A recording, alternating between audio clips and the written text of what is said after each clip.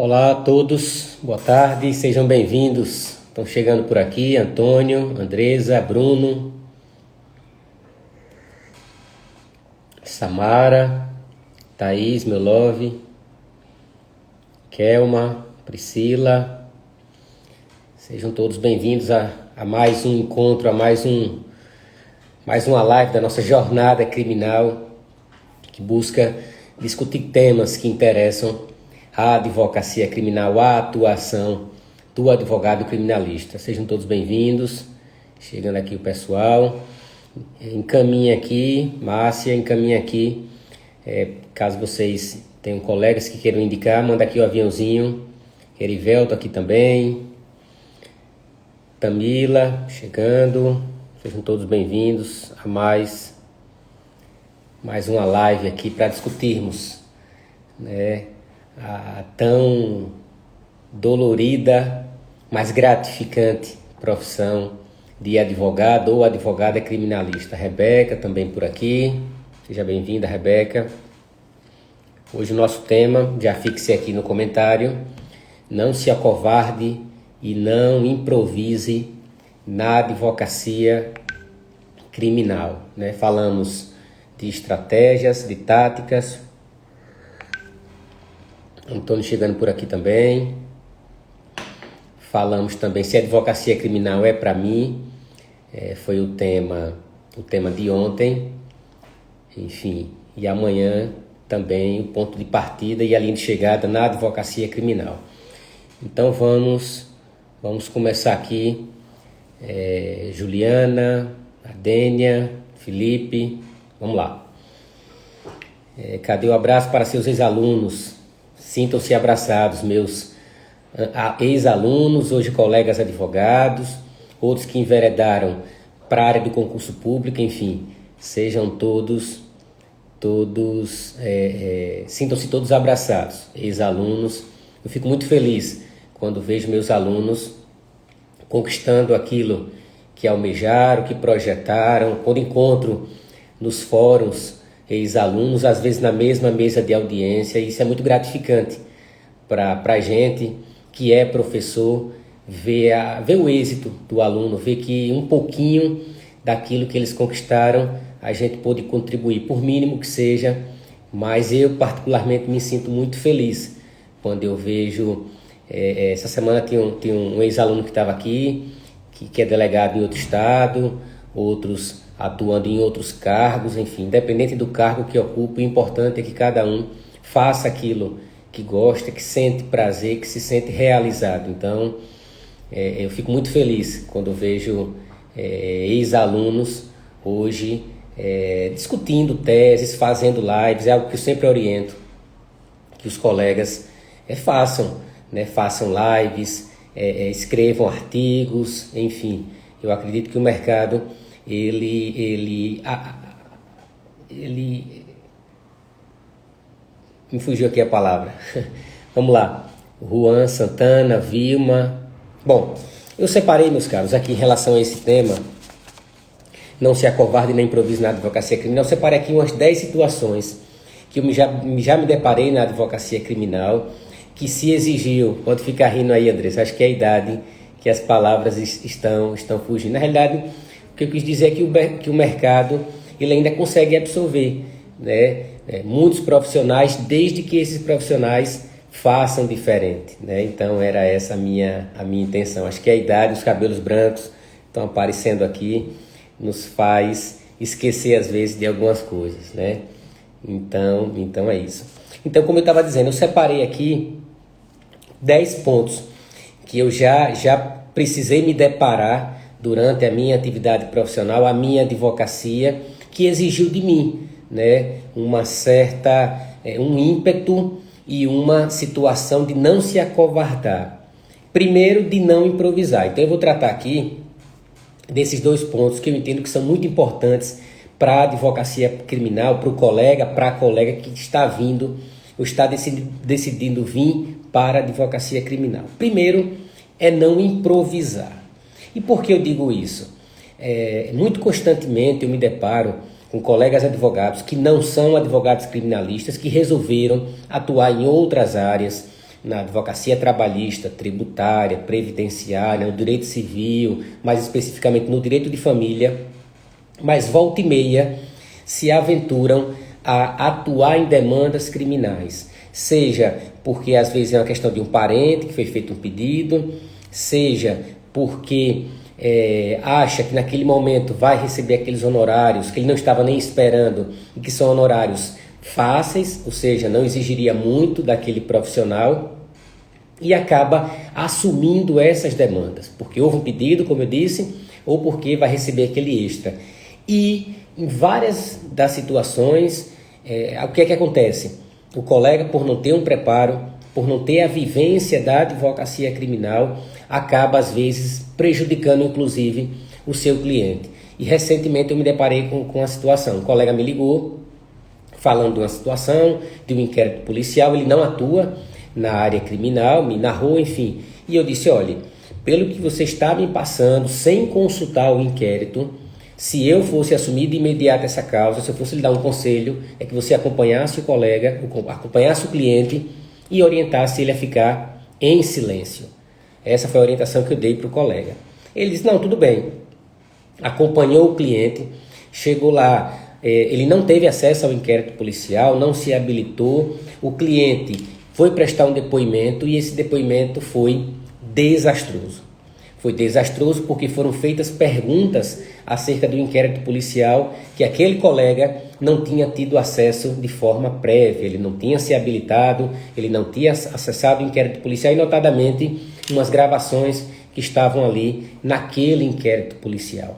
Então ele me mandou o depoimento, eu li e agora existe a possibilidade de que eu assuma essa investigação, de que eu assuma esse acompanhamento no inquérito policial aí no eventual ação penal.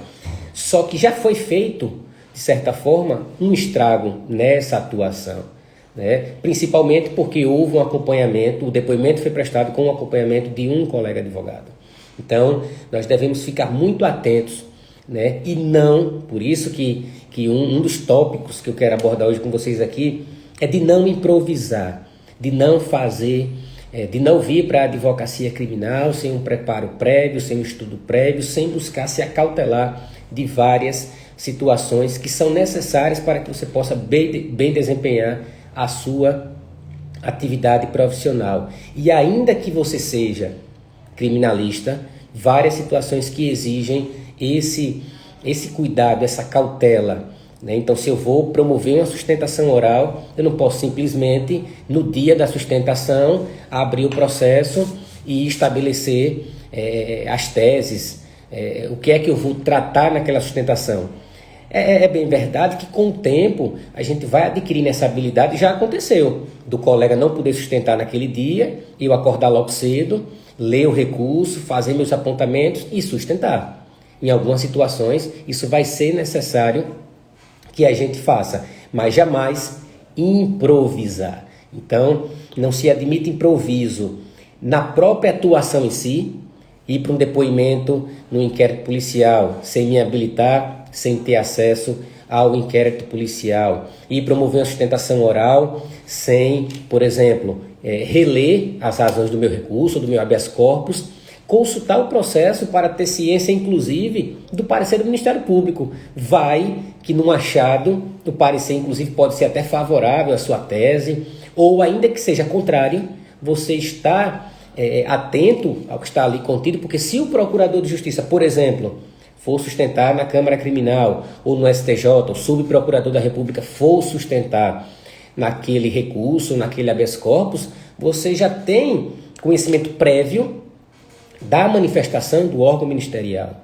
Então, não podemos admitir essa forma de improviso. Quantas e quantas vezes o colega marca para encontrar com o cliente na porta da delegacia, minutos antes do seu depoimento, sem que ele tenha consultado o inquérito, sem que ele tenha conversado com o seu cliente para entender a situação e poder melhor orientá-lo. Então, isso é improviso.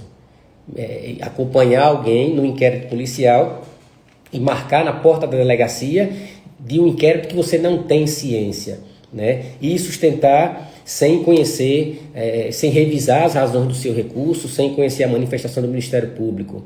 ir para um depoimento sem que você saiba dos pormenores, ou, por exemplo, se tiver uma interceptação telefônica que já foi documentada, evidentemente, se tem uma quebra de sigilo bancário, se tem um afastamento de sigilo telemático, sem que você tenha acesso a toda essa informação.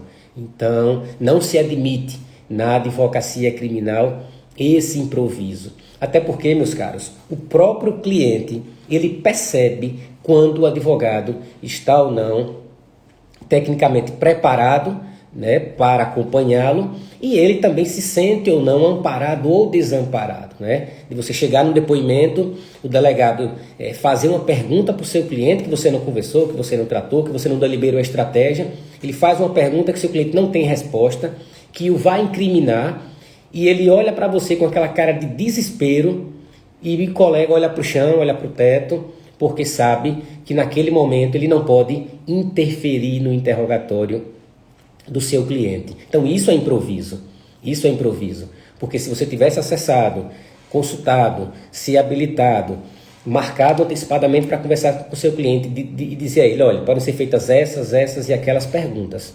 Tem resposta para tudo? Tem. Você vai responder dessa forma. Não tem resposta.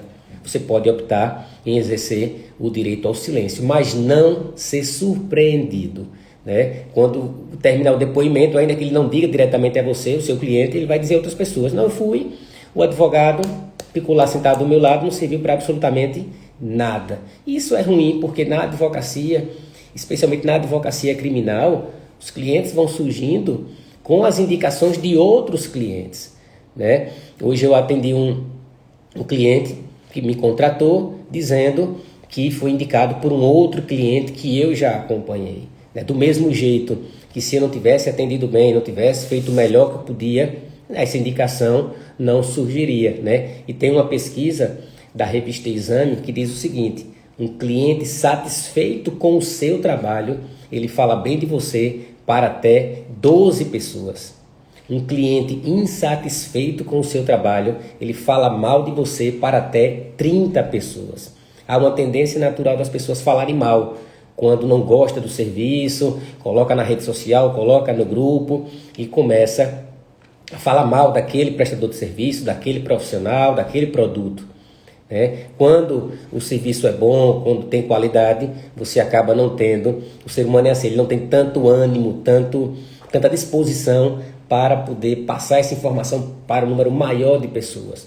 Então nós temos que estar vigilantes, né, nessa atuação. Não é prometer que vai ganhar, não é prometer que vai resolver, não é prometer que vai absorver, jamais. A advocacia é uma atividade de meio e não atividade de fim. Nós não podemos nos comprometer com o resultado.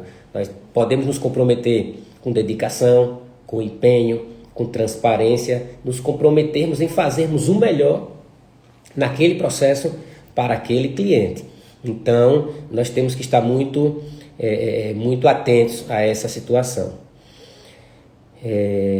Antônio diz assim, a situação que sempre me depara com a falta de numeração das folhas do inquérito, nesse caso eu sempre verifico a data dos depoimentos para ver se segue uma ordem lógica. Sim, existe uma série de situações, Antônio, inclusive uma dessas situações eu vou até narrar aqui, que eu elenquei no ponto que nós não podemos nos acovardar no exercício da nossa atividade profissional, estabelecer esses pontos, porque são situações limítrofes, mas que a gente precisa atuar com altivez, buscar se impor. Então eu separei alguns pontos aqui, dos 10 pontos que eu pretendo destacar aqui com vocês. Então já falei da parte do improviso, né, do acompanhamento, da defesa, da sustentação, seja o colega que é criminalista ou, e aí com muito mais atenção, aquele que não é e acredita que às vezes é algo simples, acompanhar num inquérito policial ou mesmo fazer uma defesa numa ação penal, pegando um modelo na internet. Então não improvise, porque com o tempo, aqueles honorários que você recebeu naquela defesa, que pareceu até um dinheiro fácil, que você ganhou de uma ação que você nem iria assumir, mas que isso pode trazer efeitos muito maléficos para você. Esse cliente depois pode, inclusive, em razão de uma falha que você pratique, de um prazo de um recurso que você perca, até gerar algum tipo de ação cível, com base na teoria da perda de uma chance, enfim.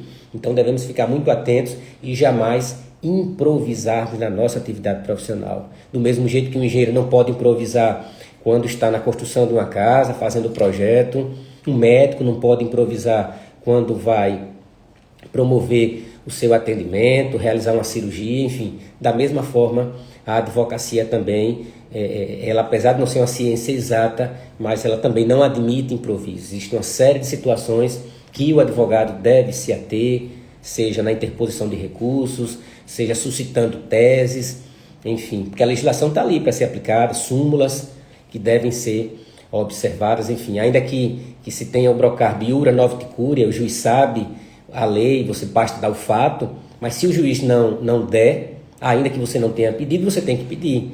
Eu estava discutindo até esses dias num dos grupos da jornada, falando de prescrição, e alguém disse, não, mas prescrição é matéria de ordem pública, o juiz deve dar de ofício. Sim, ele deve, é o que diz a lei, mas se ele não der, em razão do volume de processos, ou porque ele não percebeu, a assessoria não percebeu, o advogado é que tem que suscitar. O advogado que está recebendo seus honorários para estar atento exatamente a essas situações, né? Nós temos que olhar o processo com olhos de lince, né? Com aquela visão microscópica de detalhes do processo, de datas, enfim, circunstâncias que podem passar despercebidas pelo magistrado ou pelo Ministério Público, mas que se interessam à defesa, elas jamais podem ser, elas não podem passar despercebidas pela defesa. Então, eu vou trazer aqui 10 pontos, como eu disse, no tocante à advocacia criminal não poder se acovardar, não pode improvisar, como disse Sobral Pinto, a advocacia não é uma profissão de covardes, e eu completo, e não é uma profissão de improvisos, nós não podemos improvisar. Então vamos lá, eu coloquei aqui 10 situações. A primeira delas é no próprio auto de prisão em flagrante, entrevista com o flagranteado. Cada vez mais, vou tomar aqui meu cafezinho, cada vez mais eu me deparo com colegas questionando como agir em situações de flagrante, onde ele vai até a delegacia de polícia, pede para falar com o seu cliente que foi preso, está ali flagranteado, está sendo feito auto de prisão em flagrante, e ele não consegue ter acesso a essa pessoa. Bom, nesse momento o colega deve agir com altivez, requerer ter acesso primeiro à autoridade policial que está conduzindo ali, o delegado de polícia, enfim, o responsável ali pela unidade policial, e solicitar esse acesso, destacando inclusive que a recusa desse acesso pode configurar inclusive abuso de autoridade, né? A própria lei 13.964, que é o pacote anticrime, que ele traz um rol de delitos, dentre eles é a prática do abuso de autoridade, porque se a pessoa foi presa, se ela já está sob a custódia do Estado, o advogado tem que ter acesso a essa pessoa para conversar, inclusive para acompanhá-lo em seu depoimento que vai ser prestado ali naquele auto de prisão em flagrante. Então, nesse momento, não é simplesmente ficar sentado em um banquinho esperando quando o delegado quiser permitir o seu acesso. Não, tem que ter uma conduta mais altiva, uma conduta mais combativa. Então, é requerer o acesso, falar com a autoridade policial. Eu não estou dizendo aqui que vai chegar na delegacia xingando, brigando, enfim. Não é isso. Nossa atuação ela tem que ser o mais técnica possível. Solicitar o acesso, conversar com o delegado, quem tiver responsável ali naquele momento, às vezes o delegado não chegou, quem está aí o escrivão de polícia, e suscitar a sua prerrogativa, que está no estatuto e está hoje consignado como abuso de autoridade, não permitir esse acesso. E até essa atuação mais combativa, mais altiva, ela exige a sua preparação prévia, né? Não adianta você chegar querendo fazer prevalecer o seu direito se você mesmo não conhece quais são as suas prerrogativas ou mesmo qual a legislação que lhe ampara. Então já aconteceu de eu chegar, ficar aquele jogo do empurra, não doutor, daqui a pouco você fala, já estou vendo. Falei com o delegado, doutor, vai criar realmente caso, eu não tive acesso, já estou aqui esperando esse tempo todo e tal, vai se permitir mesmo que se configure esse abuso em não permitir o acesso? Não doutor, não, peraí e tal. E aí acabou permitindo o acesso. Então, evidentemente que até para que você possa não se acovardar diante dessas situações, você precisa ter conhecimento de toda a legislação, principalmente as alterações mais recentes. Então, esse é o primeiro ponto, onde o colega não pode simplesmente ficar ali esperando, né, meia hora, uma hora para ter acesso ao seu cliente, quando é uma prerrogativa e quando essa recusa configura inclusive um crime, que é o crime de abuso de autoridade previsto na Lei 13.964 de 2019, né? 19, final do ano passado. Então são essas situações que a gente tem que destacar. O segundo ponto que eu quero destacar aqui, que inclusive eu me deparei, que eu tenho até uma certidão, não tem como exibir aqui, mas vou colocar até no grupo lá da jornada, que é um pedido de certidão em caso de atraso injustificado. No ano passado, eu fui para uma audiência no interior do estado e a audiência estava marcada, era a primeira audiência do dia, se eu não me engano era 8 da manhã, 8 era 8h30, e a minha processo era o primeiro, e passados 40 minutos, o magistrado sequer tinha chegado no fórum, nas dependências do fórum. O nosso estatuto estabelece, e agora o Código Civil também, que o advogado ele é obrigado a aguardar até 30 minutos para iniciar o ato processual. Tem alguns destaques aqui. Primeiro, tem que ser o primeiro ato processual, não pode ser a segunda ou terceira audiência, até porque a primeira pode iniciar no horário e acabar atrasando e atrasar as demais. Então, minha audiência estava marcada para as 8 horas, deu 8h40, nada do juiz aparecer na sede do fórum. Fui até a secretaria, fui na sala da audiência, tinha uma pessoa lá, o escrevendo, o digitador. Não, doutor, o juiz não chegou ainda, porque eu pensei que o juiz já estava no fórum, no gabinete dele, tratando de alguma coisa, porque se ele já estivesse no fórum, esse atraso poderia ser justificado, ele estaria tratando de outras coisas inerentes à atividade jurisdicional. Bom, se não tinha chegado, fui até o cartório, doutor, ele chegou ainda. E aí eu perguntei se ele não poderia ligar para o juiz para saber se ele iria chegar, se estava a caminho, enfim. Ele disse que não tinha autorização para ligar para o juiz. Nesse momento, que foi o que eu fiz, eu solicitei que ele emitisse uma certidão cartorária dando conta que até aquele horário, 40 minutos depois do início da audiência, o juiz não tinha chegado e que eu estava me retirando do fórum, que eu tinha outros compromissos e não podia esperar aquele tempo todo. Ele relutou, mas doutor, aguarde um pouco e tal. Eu disse que não tinha mais o que aguardar. Ele foi redigir a certidão, redigindo a certidão, estava catando milho, digitando letra por letra, né? Dizendo, certifique, dou fé, que a pedido verbal do advogado tal, OAB tal, que vai se retirar do fórum, conforme o artigo tal do CPC, artigo tal do Estatuto. No outro, era uma ação que tinha assistente da acusação, o advogado do assistente veio questionar, mas doutor, o senhor vai embora, vai pedir uma certidão e tal. Eu disse, é um direito meu, é uma prerrogativa, enquanto advogado, de esperar até 30 minutos. O escrivão me entregou a certidão, peguei a certidão, peguei meu cliente, entrei no carro já na estrada, saindo da cidade. Inclusive, quando eu estava saindo, o juiz estava chegando naquele momento, lá na entrada, na estrada, na entrada da cidade.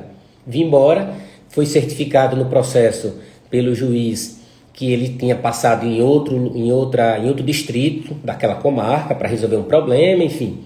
A audiência foi remarcada, entendeu? Então, naquele momento ali, eu não poderia jamais deixar de exercer o meu direito, não poderia jamais me acovardar e não requerer a certidão e simplesmente ir embora com base em uma prerrogativa que eu tenho. Do mesmo jeito que em várias situações não existe tolerância com o advogado, se atrasa 5 minutos, se atrasa 10 minutos, pode ser declarada a revelia do seu cliente, se atrasa alguns minutos, é dito que o advogado não compareceu e aplica uma multa por abandono da causa. Então, da mesma forma que é dispensado esse tratamento, vários juízes, não são todos, esse tratamento à advocacia, do mesmo jeito, nós também devemos atuar com altivez, né? E jamais querer fazer média ou ficar com receio. Ai meu Deus, se eu pedir uma certidão, o que é que o juiz vai pensar de mim? O que é que ele vai fazer no processo?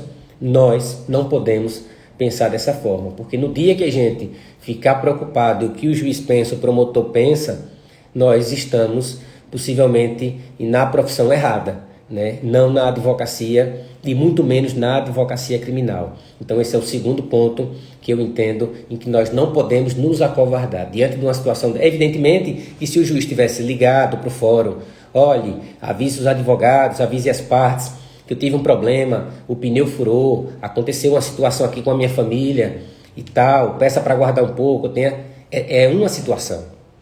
Outra coisa é ter esse atraso de forma deliberada e depois eu conversando com pessoas ali no próprio fórum, com o policial do fórum, eu percebi que era um comportamento constante. Sempre se marcava em um horário, mas nunca se preenchia, nunca se atendia esse horário. Só que os colegas da comarca, enfim, para não criar qualquer tipo de entreveiro, qualquer tipo de situação dessa, acaba deixando para lá. Mas, diante de se o colega quiser exercer o seu direito, ele não se acovarde, preocupado com o que vão pensar. Então esse é o segundo ponto. Primeiro, em relação ao acesso ao cliente no auto de prisão em flagrante, e o segundo, a requisição de uma certidão em razão do atraso do magistrado. Hoje, com as audiências por videoconferência, eu acredito que essa situação é muito mais improvável de acontecer, né? É muito mais improvável, até porque a gente pode estar em nossa casa,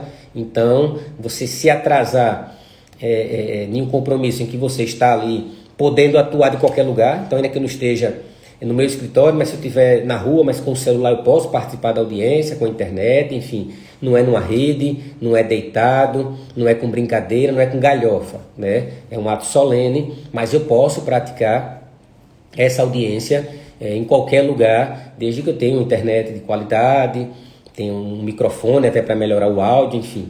Mas eu acredito que é mais difícil, é mais improvável que isso aconteça, esses atrasos. O terceiro ponto que eu coloco aqui, que também eu já me deparei, que gerou um certo estresse, mas que também eu não poderia me calar, foi o seguinte: eu estava acompanhando um PIC, um procedimento investigativo criminal, no âmbito do Ministério Público, não aqui do meu estado, em um outro estado, e no meio do depoimento, o promotor de justiça pergunta à pessoa que eu estava acompanhando quem estava pagando os meus honorários. Chegou fulano, e quem é que está pagando os honorários do seu advogado? E por que a pessoa perguntou isso? Porque ela suspeitava, acreditava que outra pessoa que também era acusada estaria patrocinando aquela defesa. E nesse momento eu intervi, olhei para o meu cliente e disse: fulano, o senhor não responda essa pergunta. E disse: doutor, quem está me pagando ou quanto está me pagando não lhe interessa. Primeiro, que há um sigilo profissional entre o cliente e o advogado, e segundo, que eu não sou, pelo que eu saiba, sendo investigado nesse procedimento. E se por acaso a senhora está suspeitando de algum crime, de lavagem de dinheiro, de sonegação fiscal, a sonegação fiscal, por exemplo, é de competência da Justiça Federal, e quem deve apurar é a Polícia Federal e o Ministério Público Federal. Então ele não vai responder essa pergunta. Ah, não, doutor, não sei o que e tal, e o senhor não pode interferir? Posso, sim. Se a pergunta é abusiva, se a pergunta não diz respeito à investigação, a pessoa está sendo investigada por um crime contra a administração pública, e vem ser feita uma pergunta relacionada ao contato cliente-advogado, então naquele momento não me acovardei e disse: não, o senhor não vai responder essa pergunta e não interessa ao promotor, ao juiz, a quem quer que seja, quem está me pagando. Só lhe digo uma coisa, doutora, não está pagando barato porque eu não cobro barato. Pronto. Criou aquele estresse, não sei o que e tal, a turma, aí chegou outro promotor, chega o servidor e chega aquela situação. Não. Então, nesse momento, eu jamais poderia me calar, silenciar ou me acovardar diante de uma situação dessa que não tinha qualquer relevância com a investigação. Até porque se eu estivesse sendo investigado, eu deveria ser intimado para comparecer e prestar meu depoimento e talvez acompanhado por um advogado. Então, se eu fosse investigado numa situação dessa, eu iria contactar algum colega aqui do escritório, um sócio, Evânio, Matheus, enfim, para poder ser meu advogado, né? Que seria também uma péssima ideia fazer minha autodefesa ou advogar em causa própria.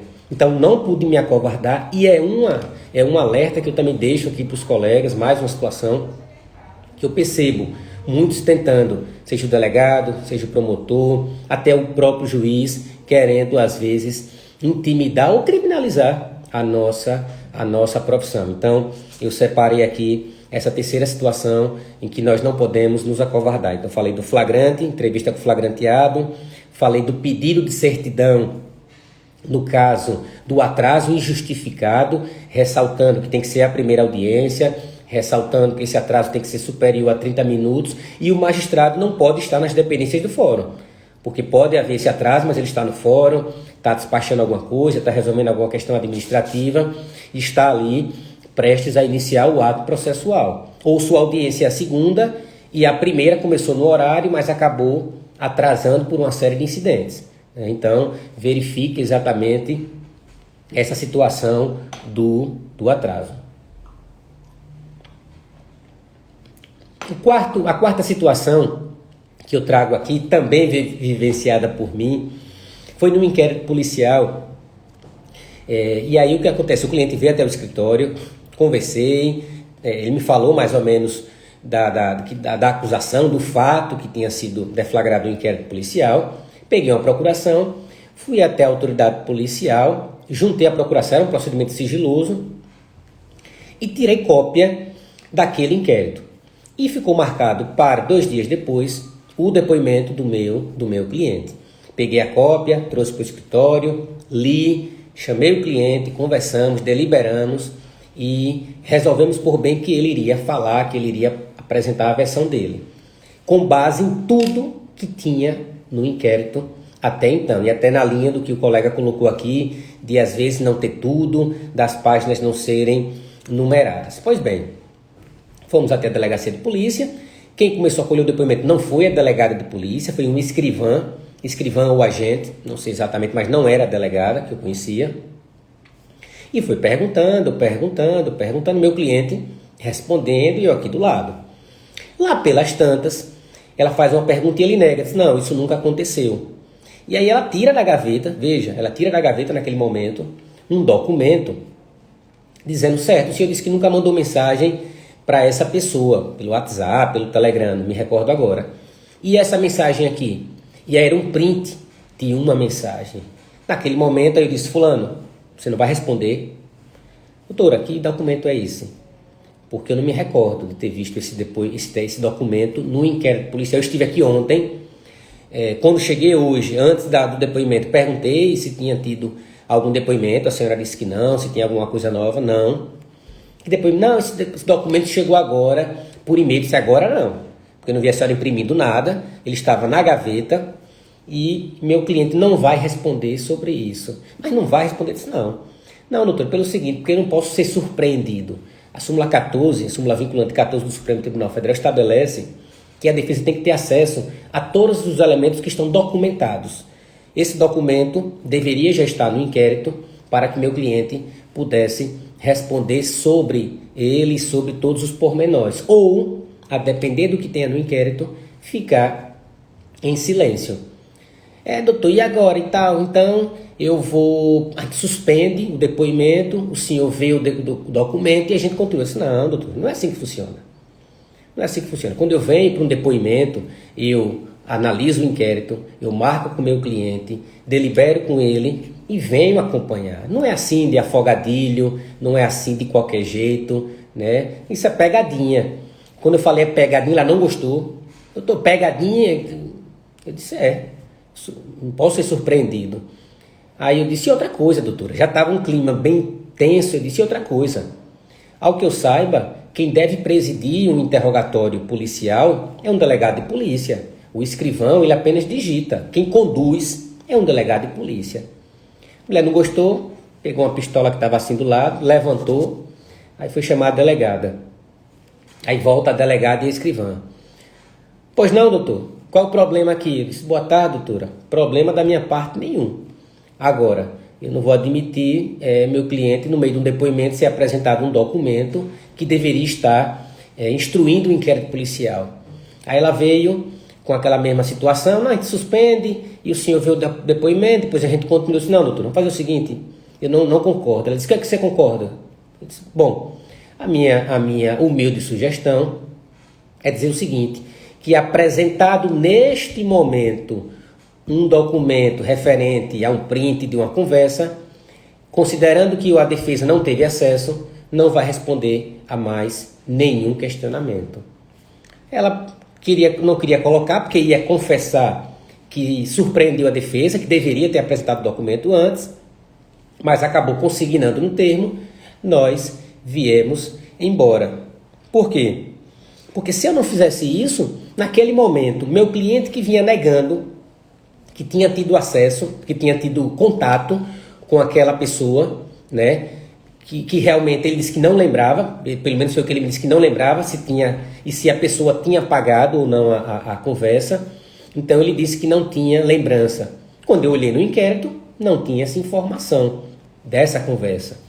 Então, naquele momento, veja, se eu não tivesse visto o inquérito, se eu não tivesse me insurgido, ele iria ficar com a cara dele de desespero, porque não sabia se iria manter a negativa, se iria confirmar que teve contato, e assim bananar tudo, e depois daquela pergunta outras surgiriam, e ele também não teria condições de responder adequadamente. Então, naquele momento, foi suspenso o interrogatório, consignou que ele só teve acesso no momento e que não iria responder mais nenhuma pergunta.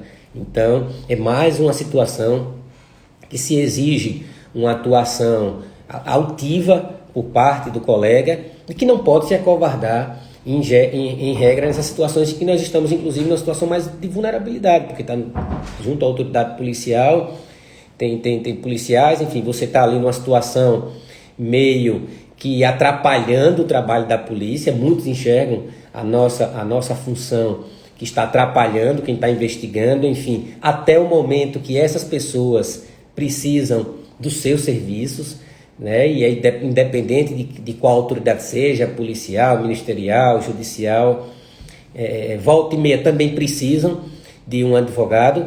Tanto assim é verdade que o próprio ex-juiz, ex-ministro, quando se viu numa situação de vulnerabilidade, sendo acusado de algumas condutas, não brincou e correu para buscar os melhores advogados para fazer valer as garantias legais e constitucionais. Então, se ele, enquanto juiz, não permitia que os réus tivessem esse direito hoje na condição de réu, ele vê a importância de ter um bom advogado e de serem observadas as garantias constitucionais e legais. O quinto ponto que eu coloco aqui é a própria interferência durante o interrogatório, seja policial ou judicial. Então, é possível, sim, meus amigos, a intervenção por parte do advogado num depoimento, num inquérito policial, desde que fique demonstrado que a autoridade policial está abusando, está induzindo, está, de certa forma, ameaçando o seu cliente com as seguintes frases: olha, é melhor você confessar, é melhor você me ajudar, porque depois você pode... O depoimento não pode ser conduzido dessa forma. O seu cliente está ali para responder a perguntas. Se ele fez, se não fez, se sabe quem fez, enfim. E não ficar trazendo essas situações que tendem ou que buscam influenciar na resposta do seu cliente. Então, se você perceber que ao invés de ele estar perguntando, ele está induzindo. Então, diz, por exemplo, quem estava dirigindo o carro foi fulano, não foi? Isso não é pergunta. Ele só quer uma confirmação daquilo que ele quer ouvir. Então a pergunta é: alguém estava dirigindo o carro naquele momento que você viu? Quem estava dirigindo? E não já dizer, perguntando e insinuando ou induzindo a resposta. Então, nesse momento, o advogado pode: doutor, o senhor está induzindo a resposta, o senhor está fazendo insinuações para que meu cliente... E dizer para o cliente não responder. Dizer para não responder, ainda que ele venha já se preparando para dizer o seguinte: doutor, o senhor não pode interferir? Posso sim, posso interferir quando eu perceber que há uma situação de ilegalidade. O interrogatório, o depoimento, ele segue um passo a passo no próprio CPP. Tem um dispositivo no CPP que diz, por exemplo, que as partes investigado, testemunha, devem ser tratadas com urbanidade, com respeito. Não é porque alguém está sendo investigado que você vai achincalhar, que você vai pressionar para que ele responda algo, né? Essa é a função do advogado, essa é a função do criminalista, é fazer realmente com que o depoimento ocorra seguindo todos os protocolos e regramentos legais. Então, se, por exemplo, o seu cliente, que já aconteceu, disse, olha, você vai ficar em silêncio, e ainda que o delegado faça 10, 20, 30 perguntas, você vai responder a mesma coisa. Por orientação do meu advogado, vou permanecer em silêncio.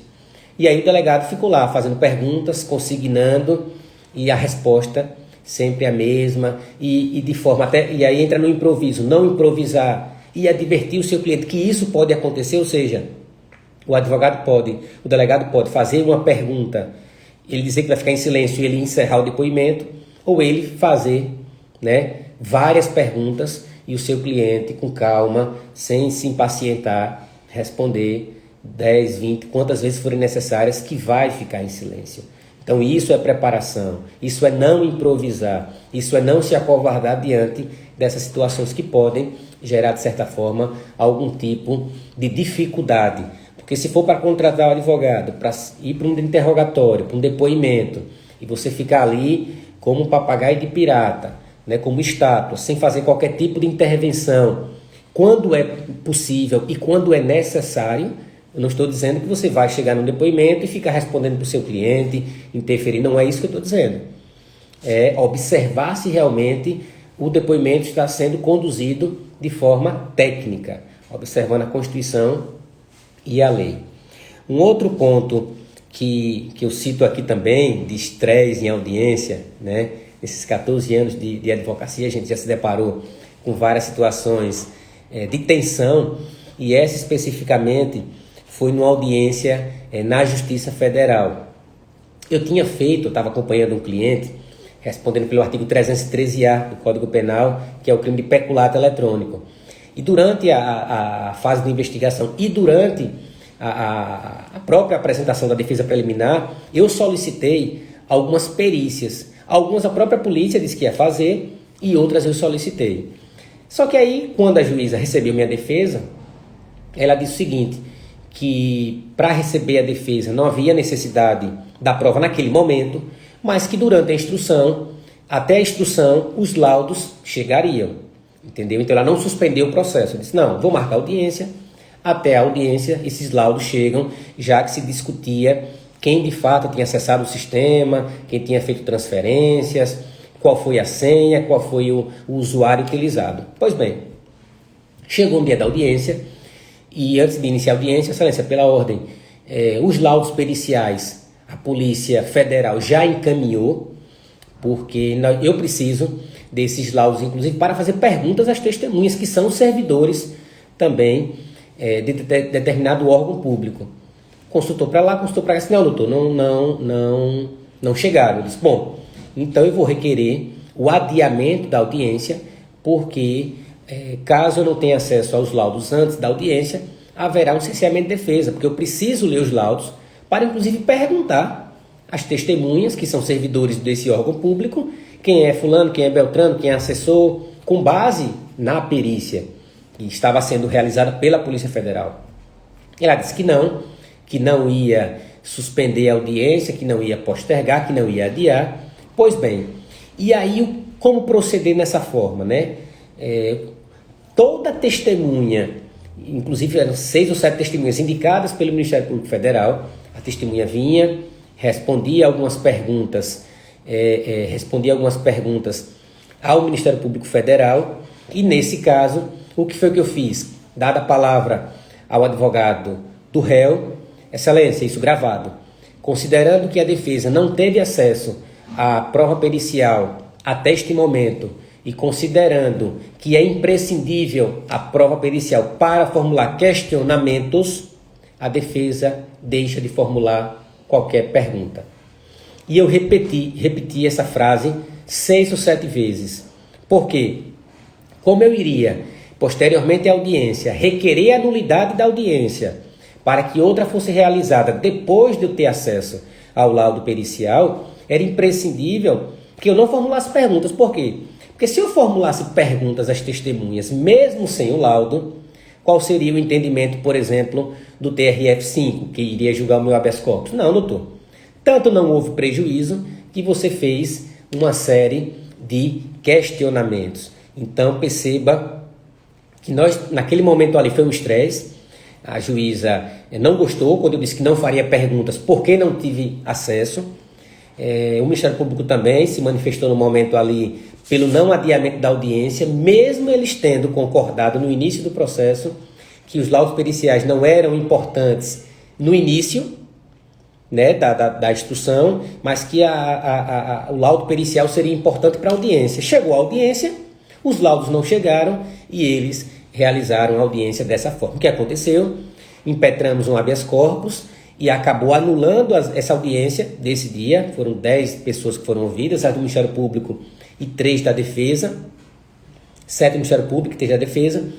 Anulou, foi remarcada uma nova audiência e aí está lá a mesma juíza, o mesmo Ministério Público, eu, o meu cliente e as pessoas novamente sendo ouvidas agora sim, eu com o laudo pericial para poder questioná-las. Então percebam, né, a má vontade, a tensão naquela situação, mas eu não poderia estar preocupado o que é que o juiz vai pensar, o que é que o procurador vai pensar. Minha preocupação é defender adequadamente o meu cliente e usar de forma ética todas as estratégias necessárias para desempenhar o meu papel. Eu não posso me acovardar preocupado, eu vou contrariar o juiz, no próximo processo ele vai negar os meus pedidos, enfim, não importa. O primeiro grau é a linha, é o ponto de partida, não é a linha de chegada. Ela negou meu pedido de adiamento? Negou. Eu fui até o tribunal, onde houve essa concessão do habeas corpus, a anulação da audiência e o refazimento daquele ato de instrução. E cá entre nós, meus amigos, com o tempo, as autoridades judiciais, de uma forma geral, ou policiais, começam a respeitar o profissional em razão da sua atuação combativa. Não queira fazer média, chegar numa delegacia, ficar ali com conversinha, com A, B ou C, para pedir favor. Atue de forma ética. Advogado não pede favor, advogado age tecnicamente. Protocola, requer acesso, se é negado, vai entrar com recurso, enfim. Não é aquela coisa de jeitinho. Não, fulano, você me ajude aí e tal, me conceda a cópia. Não é negócio de me conceda. É uma prerrogativa, é um direito de ter acesso antes do depoimento. Então, sempre buscar ter uma atuação altiva. Não ficar com aquela coisa de preocupado, se vai agradar ou desagradar, né? Na audiência seguinte, fiz meus questionamentos. Ao final, meu cliente, nesse processo, foi condenado. Entramos com um recurso, tinha sido condenado, pegou um regime fechado, o tribunal, o TRF, baixou a pena, mudou o regime, entramos no STJ, tá, para julgar o recurso especial, entendeu? Então, não podemos estar preocupados com o que vão pensar da nossa atuação. Faça o melhor que você pode fazer, com altivez e com o tempo vão lhe respeitar. Por quê? Porque aquele juiz, aquele delegado sabe que se ele agir novamente com arbitrariedade, você vai questionar e vai desfazer o serviço mal feito que ele realizou e vai ser renovado aquele ato processual, anulado aquele inquérito policial, a depender da situação, né? Então, agir dessa forma. Outro ponto que eu trago aqui, que eu coloco, acho que eu até já citei, desse inquérito policial, que aí foi quando eu falei de improviso, esse inquérito policial em que o colega manteve contato, foi dada uma orientação, no momento não foi seguida e acabou gerando toda uma situação de maior dificuldade ou complicação para esse investigado. Então, esse exemplo de não improvisar, né? De não ir para acompanhar um cliente sem ter acesso ao inquérito policial e o pior, né? Resolveu falar no meio do depoimento, não conseguiu trazer respostas para aquelas indagações, a delegada já o indiciou, levando em consideração, inclusive, no relatório policial, o depoimento do próprio interrogado. Vou mandar aqui um abraço para o meu amigo Fernando, tá por aqui. Abração, Fernando. Tainá, demais, Samara, enfim. Então, de improviso. Outro ponto que eu trago aqui, mais uma situação de estresse em que eu não pude, naquele momento também, me acovardar, agir com altivez, foi o seguinte. Eu acompanhando um processo do Tribunal do Júri, na fase do judício acusaciones, que é a primeira fase, né, já que o rito é escalonado, e eu inquirindo uma testemunha, e eu fazia uma pergunta à magistrada: doutor, essa pergunta eu entendo que é impertinente, vou indeferir. Fiz uma outra pergunta: doutor, quando é que você quer chegar com essa pergunta? Excelência, eu estou tentando montar aqui um raciocínio. Não, doutor, indefiro também. E lá pela quarta pergunta, ela disse que indeferia. Doutor, eu não estou entendendo qual é a sua estratégia e tal. Porque eu, como destinatária da prova... Aí eu disse: doutora, me desculpe se eu estou tendo dificuldade de perguntar, mas eu quero montar aqui um raciocínio para chegar à minha tese defensiva, que é de culpa exclusiva da vítima, que era uma questão de trânsito, que estava na vara do júri, né? Se entendeu que era homicídio doloso. E na quinta pergunta: doutor, veja, eu sou a destinatária da prova, já estou convencida em relação ao que aconteceu. Bom, no momento que a magistrada disse isso, eu disse: doutora, tudo bem, eu respeito que a senhora já está convencida, mas também quero destacar que aqui é o ponto de partida dos meus questionamentos e não a linha de chegada. A senhora já está convencida, mas eu vou questionar essas mesmas situações em um reze no Tribunal de Justiça, vou questionar depois embargo de declaração no próprio Tribunal de Justiça, se for o caso, depois vou interpor recurso especial. Se o tribunal inadmitir, eu vou entrar com um agravo em recurso especial. Vai chegar no STJ, se monocraticamente for inadmitido, eu vou entrar com agravo regimental. Se for inadmitido, eu posso entrar com embargo de divergência, posso entrar com embargo de declaração e depois posso entrar com recurso extraordinário da decisão do STJ.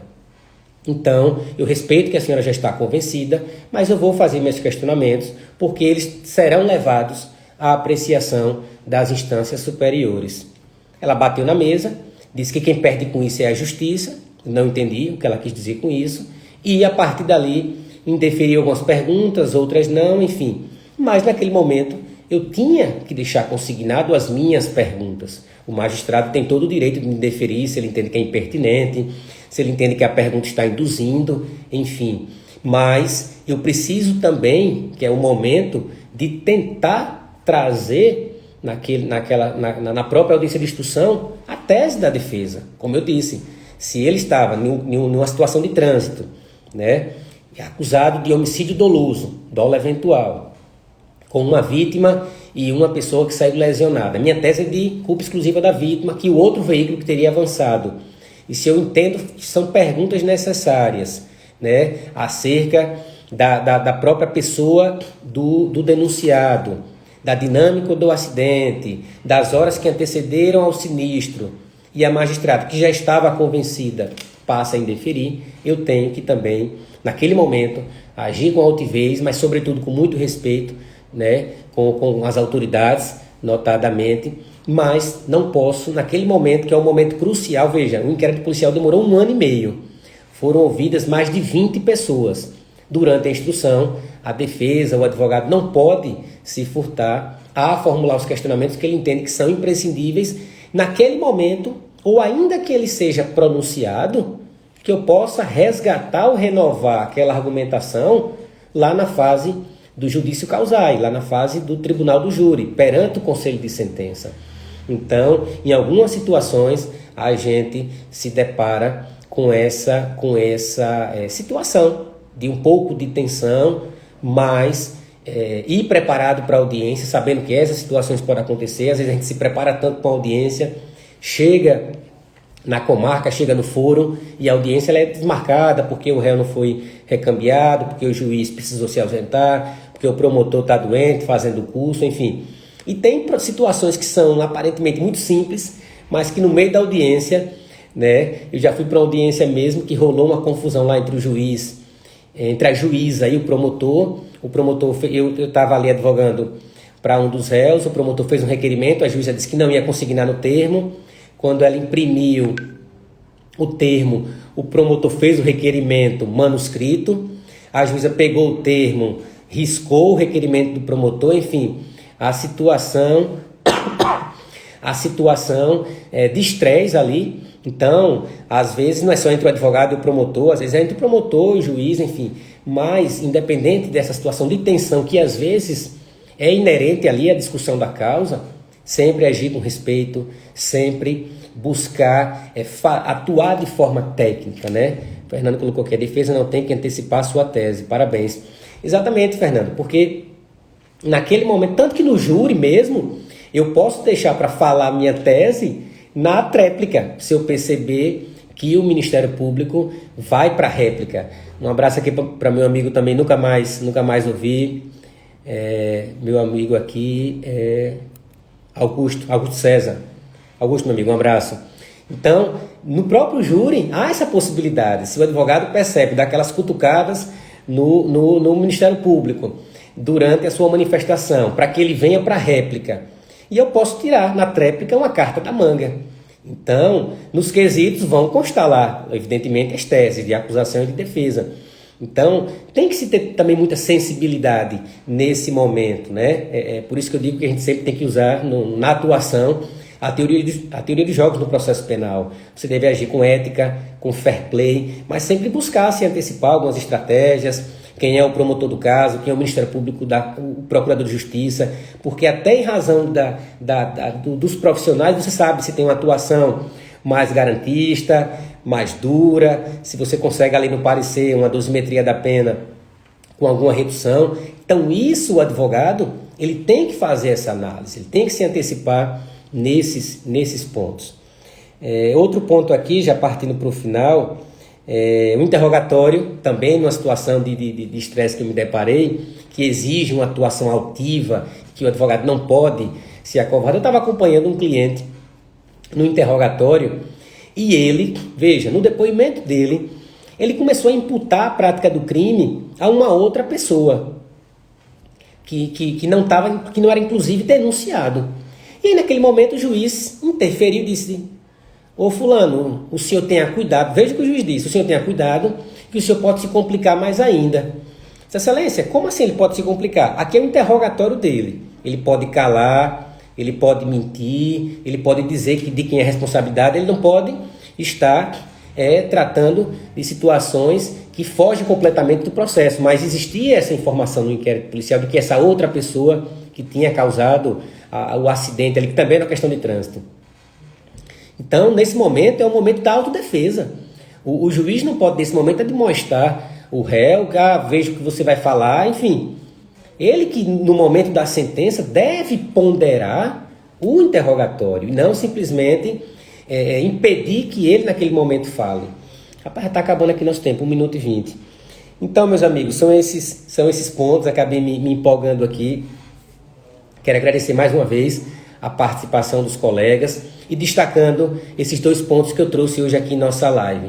Que na advocacia, notadamente na advocacia criminal, nós não podemos improvisar, ir para uma audiência, ir para um depoimento na fase policial sem se preparar antecipadamente e também não se acovardar. Como eu disse, se há essa necessidade de uma atuação mais altiva, de fazer prevalecer o direito do seu cliente, a observância das garantias legais, constitucionais, não se preocupe se vai agradar ou desagradar juiz, promotor, delegado, todos devemos atuar com respeito. É o que diz a própria lei, não há hierarquia entre magistrado, membro do Ministério Público e a advocacia. Cada um tem um papel em todo esse processo, né? O advogado é indispensável à administração da justiça, notadamente na advocacia, na justiça criminal. Não se tem justiça criminal sem defesa e sem uma defesa combativa. Então, faltando aqui 20 segundos, agradeço mais uma vez e amanhã, às 17 horas, teremos mais um encontro, mais uma live. Um forte abraço